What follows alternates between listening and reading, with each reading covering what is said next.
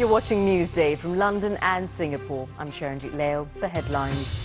Another resignation. President Trump's communications director, Hope Hicks, is to step down. It comes a day after she testified to Congress. The children of Parkland, Florida, returned to school 2 weeks to the day after a gunman walked in and killed their friends. I think eventually it will be normal again, but not the same normal it was before. It'll probably be a new type of normal because those 17 people aren't going to be there. I'm Marie Goy in Singapore, also in the programme. Is the UK being backed into a corner over the Irish border? We have the details of the European Union's controversial Brexit proposal. A huge turnout for Sridevi's funeral. Thousands of fans joined Bollywood stars to pay their respects to the actress, considered one of the most influential of her time. Studios in London and Singapore. Is BBC World News. It's Newsday.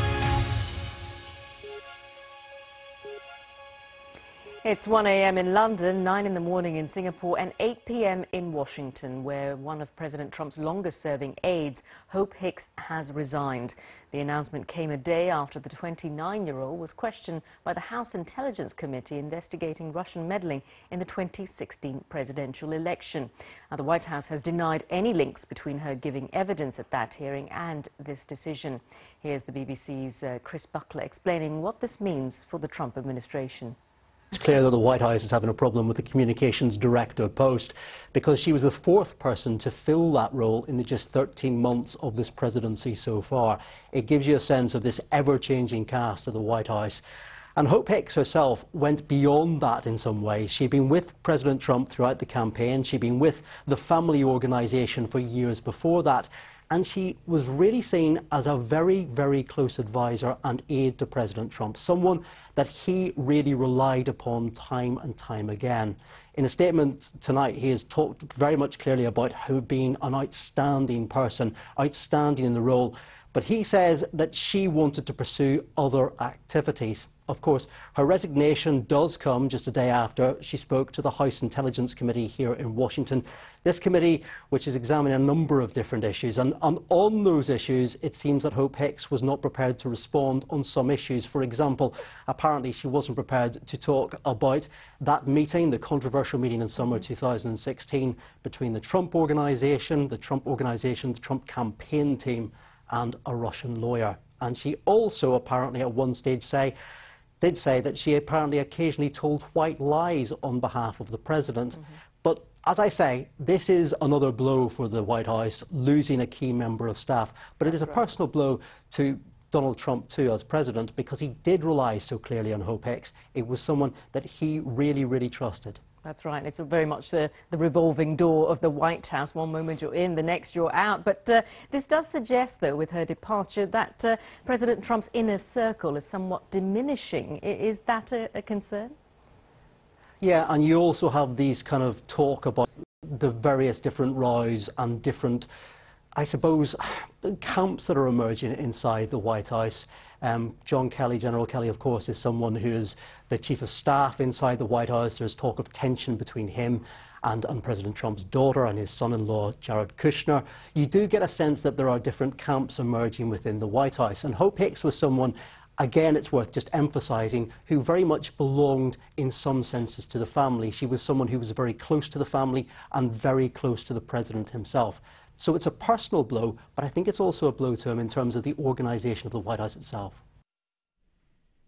Let's now take a look at some of the day's other news. The International Olympic Committee has lifted its ban on Russia 3 days after the Winter Games in South Korea ended. The suspension was imposed in December after inspectors said they'd found evidence of systematic state-sponsored doping.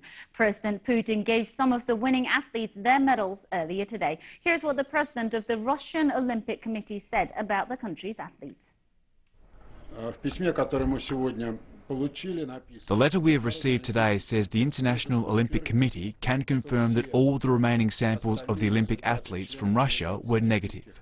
That is, all the doping tests that our athletes took in the last days of the Olympics gave a negative result. Well, also making news today, Philippine President Rodrigo Duterte has tried to dispel concerns he will cling to power and become a dictator, saying he wants to achieve his goal of introducing federalism so that he can finish his term early. The 72-year-old said he would really like to rest and will step down by 2020. The company behind Japan's iconic bullet trains has said it had supplied nearly 150 faulty wheel parts that could crack and potentially cause a derailment. Kawasaki Heavy Industries launched an investigation after a crack was found in its parts under one carriage in December. More than 100 carriages will now have to have their wheels changed because of the fault. The German government has confirmed that its computer network has been the target of a cyber attack. The authorities didn't comment on reports that the attack was carried out by Russians and had targeted the foreign and defense ministries. Now, I don't understand why you had to ditch this tropical weather for this, Sharon Jid. Of course, much of Europe has been blanketed in snow as cold weather spreads as far south as the Mediterranean coast. These pictures are from the UK, where the cold spell has been nicknamed the Beast from the East. Dozens of roads were closed and trains and flights cancelled. Hundreds of schools suspended their classes too, with some businesses telling workers to stay at home. Now, U.S. President Donald Trump has met with members of Congress from both sides of the aisle, Republicans and Democrats, to discuss gun control. In the wake of the Florida school shooting, the president wants to put forward a bill to change some of the country's firearm laws. And once again, at the top of his list is a move to arm some teachers in schools. But again, I really believe that those people, it's idealistic, it's wonderful, it's a beautiful thing. But if you think that somebody's going to be able to walk into a school, if they feel that they're not going to have bullets coming at them from the other direction, you're never going to solve the problem. I feel that.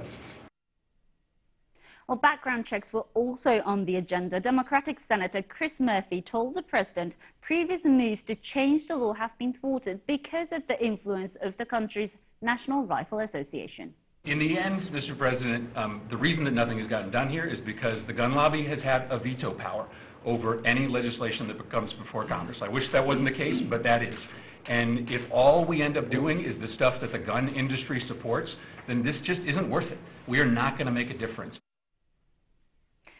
These discussions, of course, come 2 weeks to the day since the Florida shooting. Students and teachers returned to their classes for the first time since 17 people were shot dead.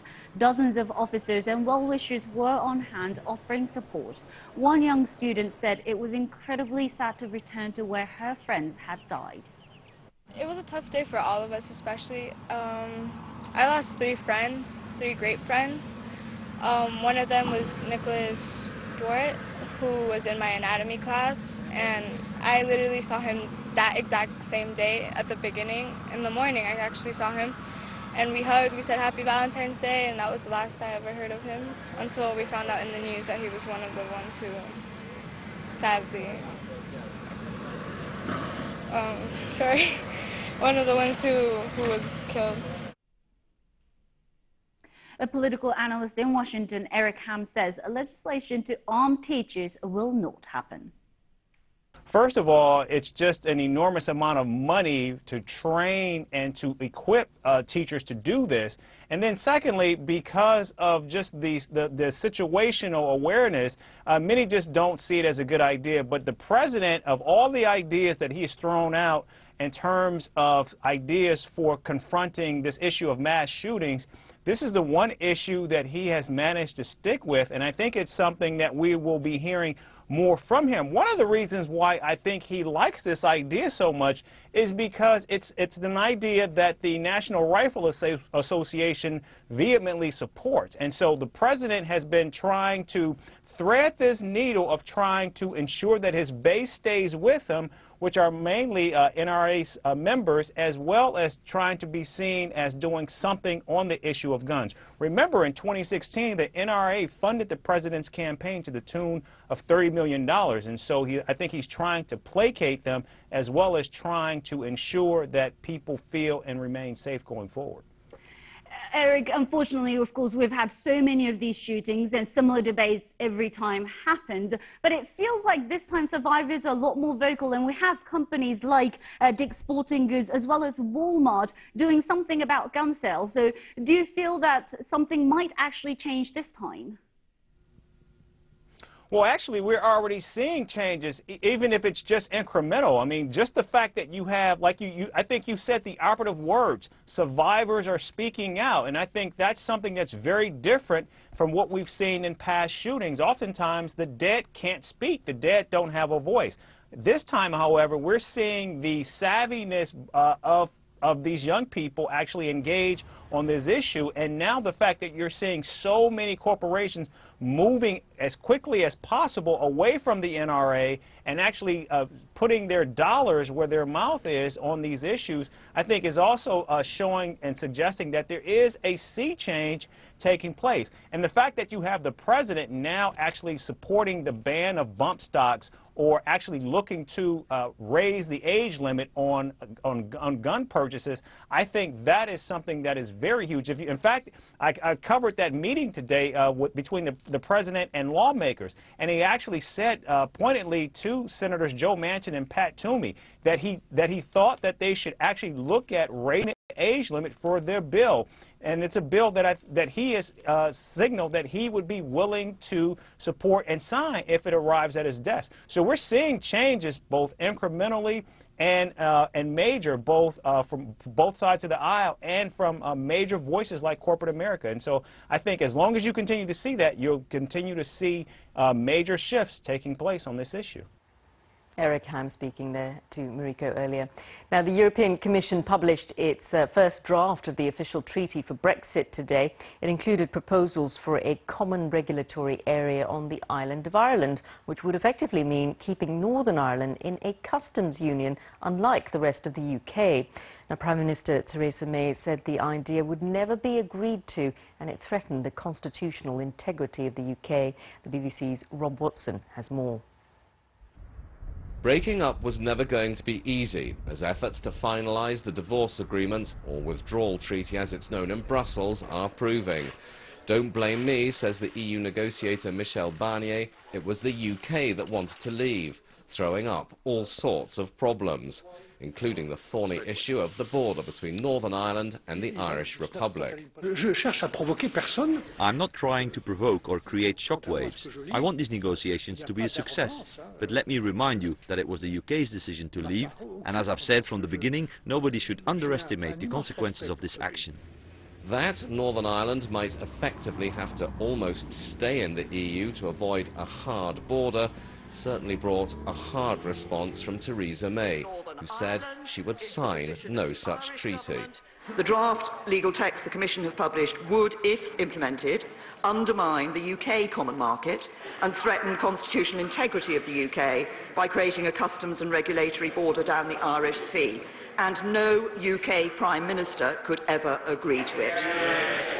Pro-Brexit MPs in her governing Conservative Party applauded her tough line. Stop Brexit! But outside Parliament, these freezing anti-Brexit protesters may have a powerful new ally. Former Prime Minister and Conservative Party leader John Major launched a scathing attack on the government's handling of Brexit, accusing it of caving in to a handful of hardline anti-Europeans and pursuing a policy that would leave Britain poorer, weaker and more divided than ever. Brexit has been the most divisive issue of my political lifetime. It's divided not only the four nations of the United Kingdom, but regions within those nations.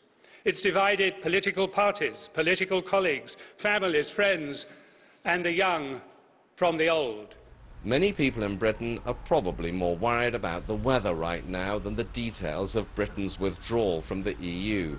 Politicians like John Major believe the voters will cool on Brexit too, as and when the reality of leaving the EU unfolds. Certainly, a chill has set in between London and Brussels, with no obvious prospect of a thaw in relations. Rob Watson, BBC News.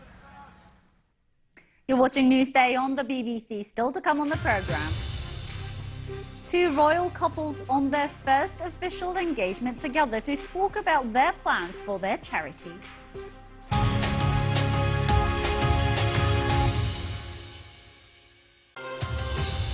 Welcome back to Newsday on the BBC. I'm Marie Goy in Singapore.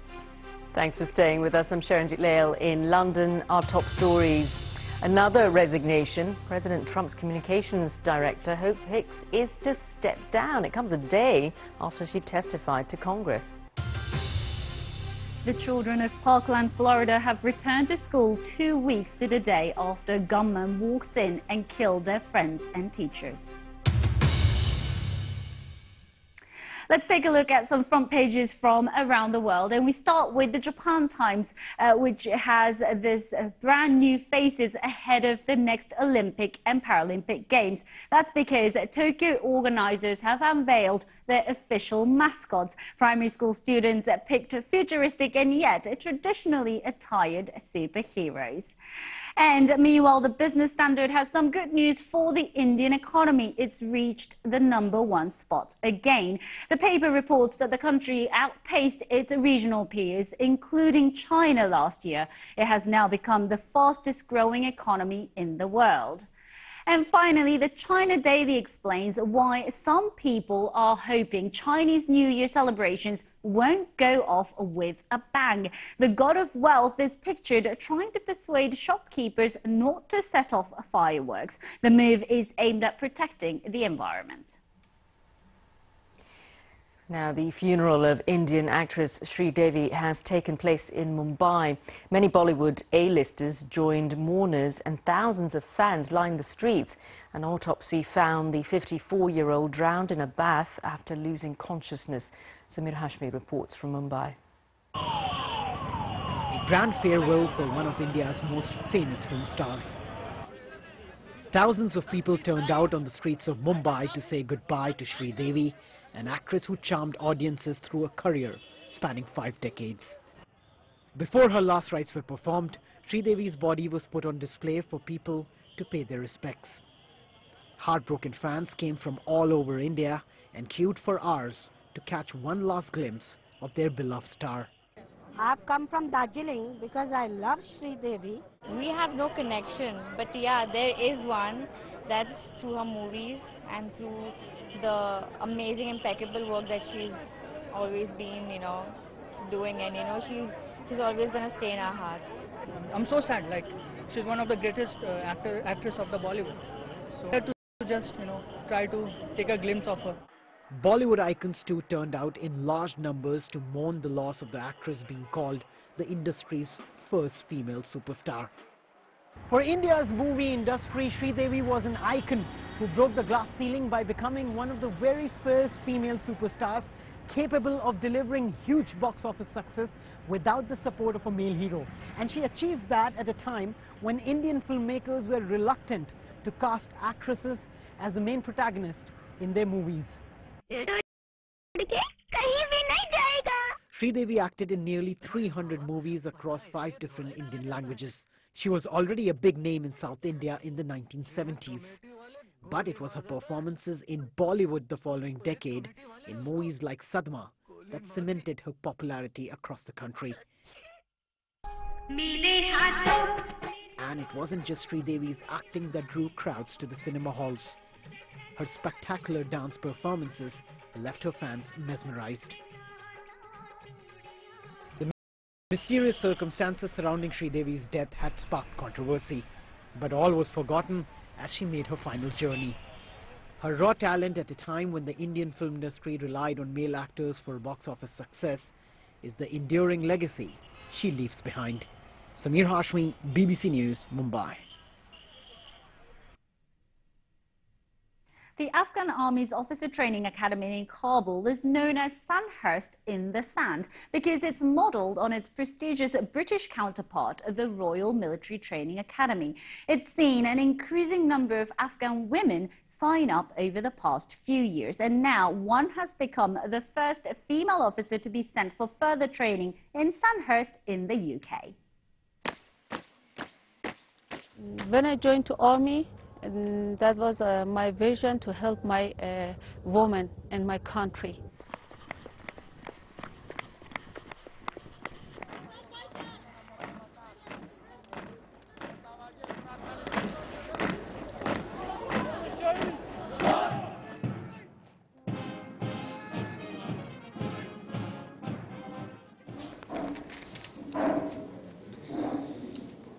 When I ask from myself, I must use, have I done my homework? If others... I'm really happy because I'm breaking these barriers, and after me, the other female cadets can go there. The most important thing is I learn something different from them, and they will learn something different from me.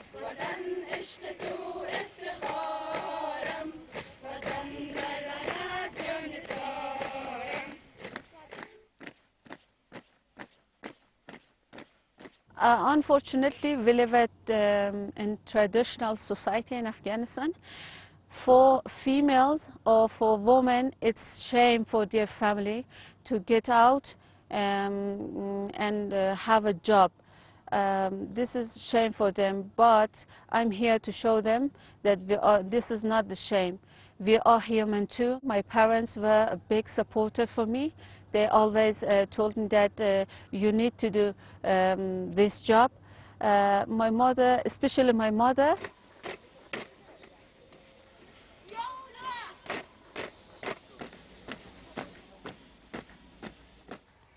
Somalia with her story there. Now, Meghan Markle joined Prince Harry and the Duke and Duchess of Cambridge for their first official engagement together. They were presenting the future work of their personal charitable organisation. It's called the Royal Foundation, which Miss Markle will officially join after her marriage to Prince Harry in May. Well, our royal correspondent Nicholas Witchell has more. They are the foursome who will take the royal family forward for decades to come. And on stage together for the first time, they talked about their mission. William said it was to build on what his parents and grandparents had achieved.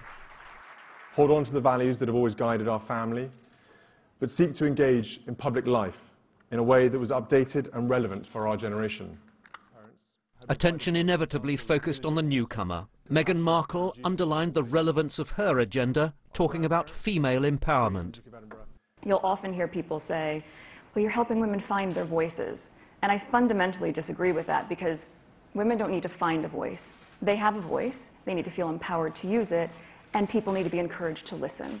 And I think right now in the climate that we're seeing with so many campaigns, I mean, with Me Too and Time's Up, there is no better time than to really continue to shine a light on women feeling empowered and people really helping to support them, men included in that. Meghan said she was looking forward to hitting the ground running after her wedding. Sitting next to her, her future sister-in-law. So, how is it, working as a foursome? Working as family does have its challenges, of course it does. Everybody here, the fact that everyone's laughing means that everybody knows exactly what it's like. Look, you know, we're stuck together for the rest of our lives, so... This is true. Togetherness at its finest. Togetherness, yeah. Together and seeking to make a difference. Nicholas Witchell, BBC News. You've been watching Newsday on the BBC. Don't go away, because I'll be back with business news, and we'll have more on the world's biggest music streaming service, Spotify, planning to go public. But its listing is rather unique, so we'll assess how that might impact its customers. I gotta say, Mariko, I do wish I were back in Singapore in that nice warm weather, because take a look at these pictures, because we know a lot of people were seeking shelter during the night from the snowstorm, but here in the UK, take a look at that. You've got 4 inquisitive deer making the most of a deserted street in Scotland, course, we know the white stuff has fallen across large parts of Europe and it's caused disruption in many places. But luckily, these commuters don't seem to mind. They seem to be possibly off to a stag do. Well, that's it from BBC World News. Stay with us. We'll be back.